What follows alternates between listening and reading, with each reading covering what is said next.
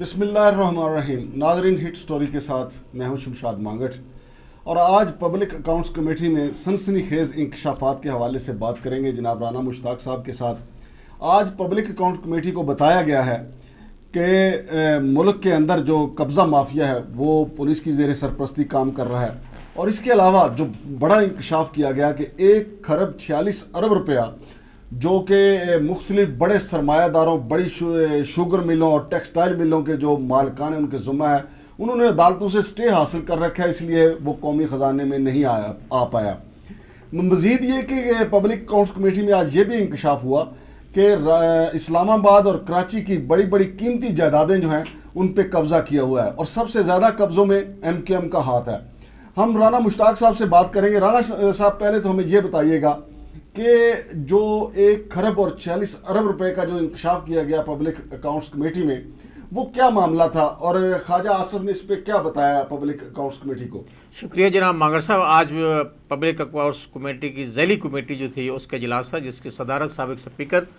قومی اسمبلی سردار ایاز صادق نے کی ہے. اور اس اجلاس میں آج جو ایجنڈا تھا وہ تھا منسٹری ہاؤسنگ اینڈ ورکس میں کرپشن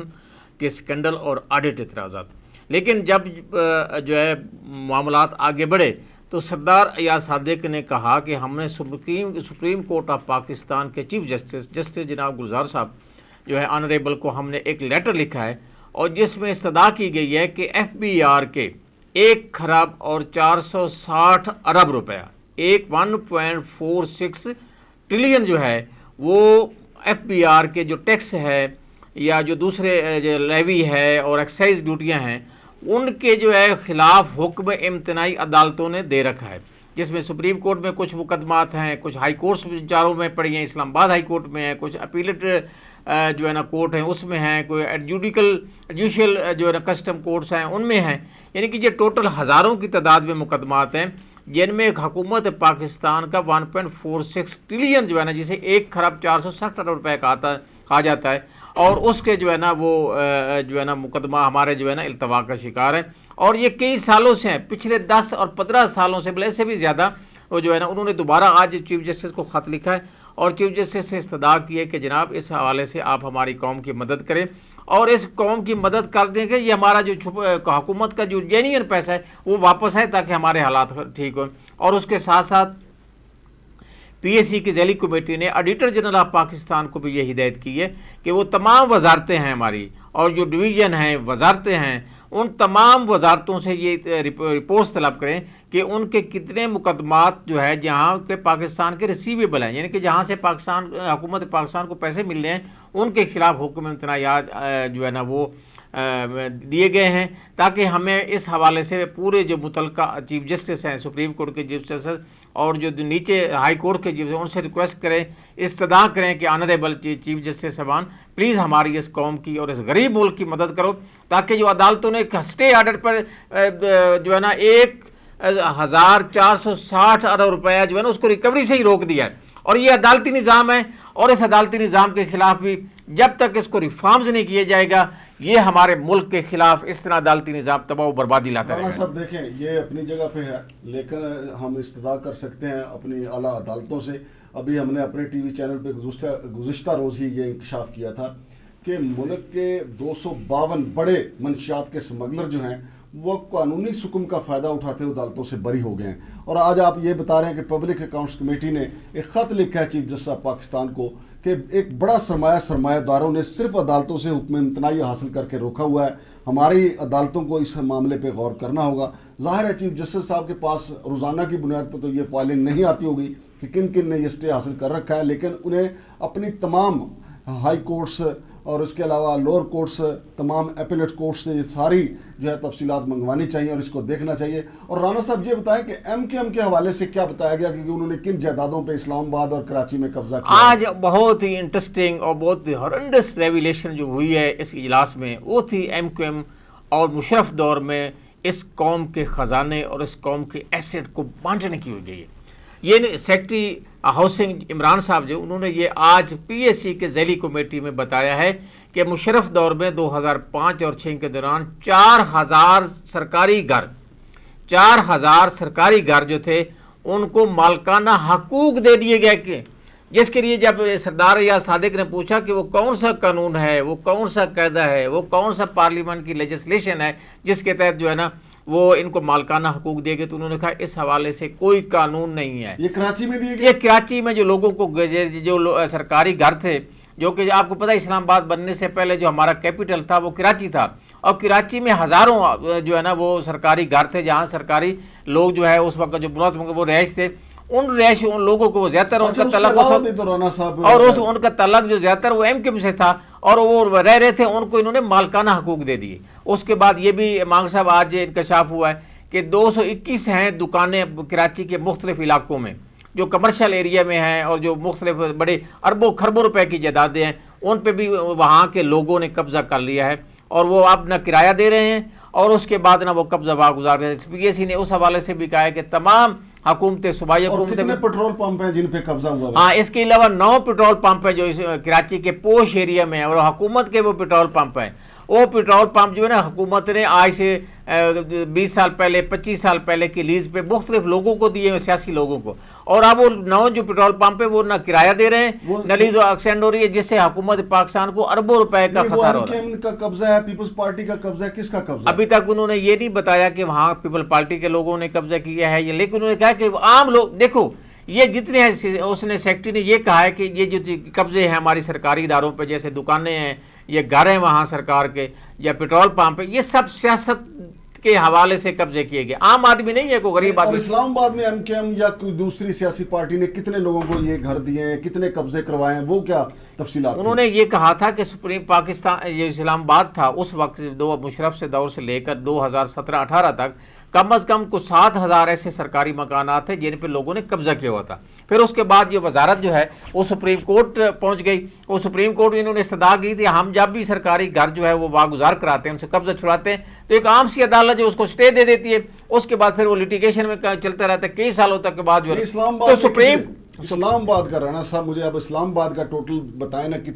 کتنے گھروں پہ واردات ہوئی ہے؟ اسلام آباد سے انہوں نے یہ کہا ہے کہ 2005 یعنی کہ 2500 سرکاری گھر جو ہے وہ ہم نے واگزار کرا لیے ہیں۔ اچھا۔ اور کیونکہ اس کی واگزار کرانے کی بھی سب سے بڑی جو انہوں نے کہا ہے کہ یہ credit supreme court of Pakistan کو جاتا ہے، کیونکہ سپریم کورٹ آف پاکستان نے باقاعدہ عدالتیں نیچے جو ہے ہائی کورٹ ہیں اور جو لوور کورٹ ہے ان کو آرڈر دے رکھا ہے کہ آپ سرکاری گھر جو ہے ان کے قبضہ چھڑانے کے حوالے سے کسی قسم کا کوئی حکم امتناعی نہیں دینا، آپ نے سرکاری گھر جو یہ لیٹیگیشن ہوگا اس میں نہیں پڑھنا۔ سرکار کو کتنے رانا صاحب جو جن سے قبضہ چھڑانا باقی؟ ابھی تک انہوں نے کہا ہے کہ ہمارے کوئی 3,800 کے قریب جو ہے نا سرکاری املاک ایسی ہیں جن پہ مختلف لوگوں نے قبضے کی ہوئے، جس میں اس نہیں مختلف